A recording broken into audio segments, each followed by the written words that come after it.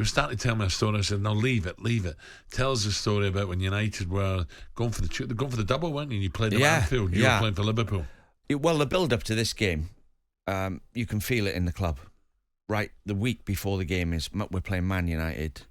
Both teams, let's get it right, both teams really dislike each other. Oof.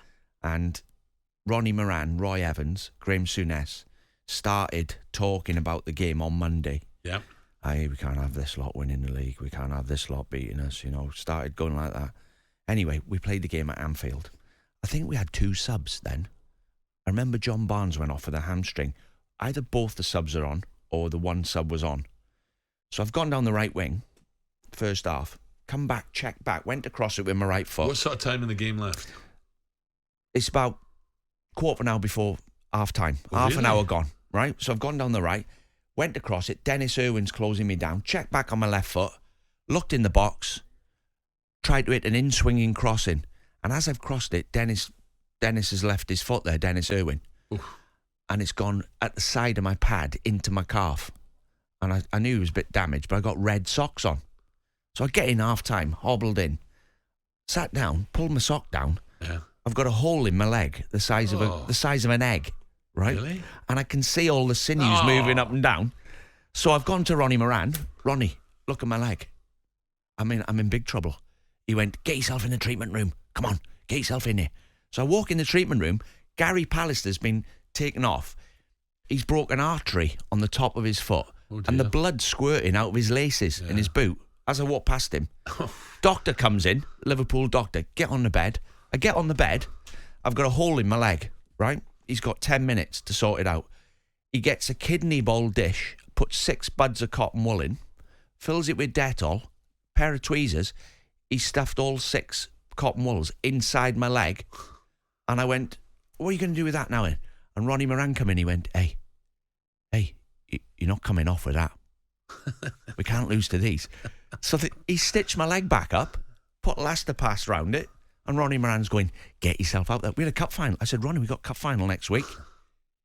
I said, I'm not going to miss that, am I? He goes, hey, never mind the cup final. We can't lose to this lot. Get yourself back out there. So I went back out, and we beat them, didn't we? I think Mark Walters scored a rebound off the crossbar.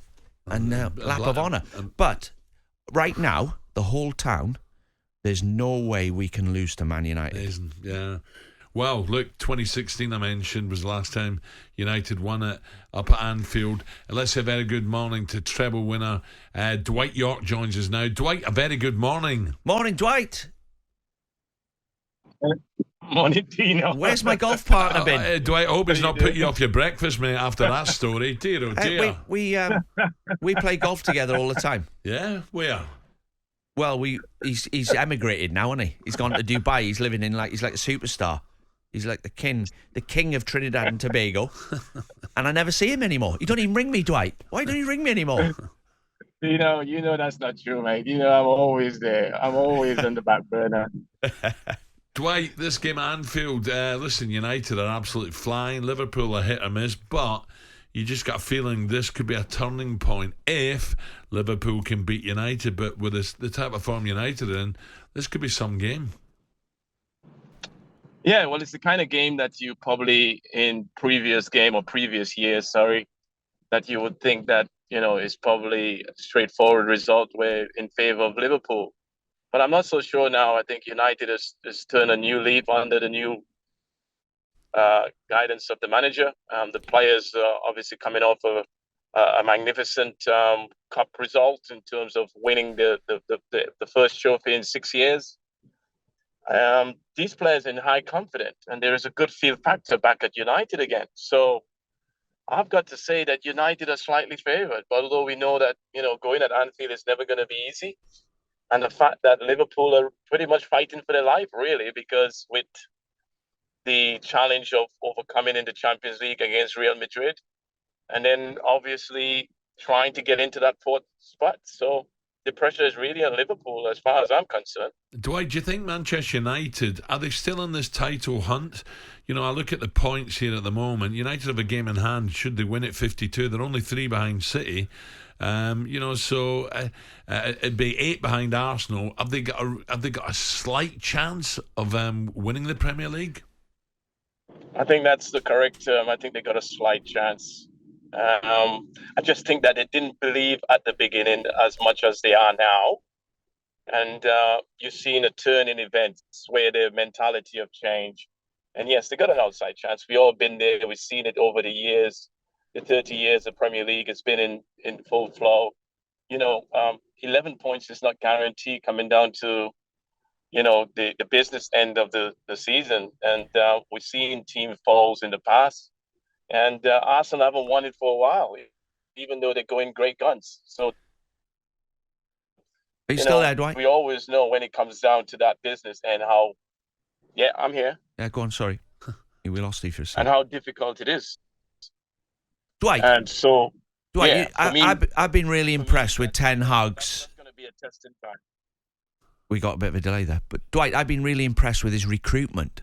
I mean, Man United have bought talent and it's not paid off at times. Players with great talent, but not the right attitude. Arsenal have done the same, got ripped off in the transfer market. When you look at the players that Ten Hag's brought in, Martinez, winner. Casemiro, winner. All got a bit of niggle in them. Anthony's got a bit of niggle in him. Eriksen's a winner. Varane's a winner. These Malacia even has got a niggle in him. They actually care about the result. And I think that's what he's done well. What do you think they've got to add now for Man United to be back where they were, winning the league and things? I think it's pretty straightforward. I think they could probably do with another midfielder in there. I think obviously the obvious one is a centre forward. I think if they can do that, I think they will be really where United's supposed to be. But they're doing great. I mean, the fact that Anthony Martial is not really featured as much. He's supposed to be our main striker. I think that's where they're probably lacking a little bit. If we got major injuries up front, I still think that we have enough, but we could do with someone who can get us that, 25 goals, as you always say. You need a striker if you're going to be challenging at the very top. Yeah. To be scoring 25 goals a season, and I think that's the key position that they need to fill at the moment.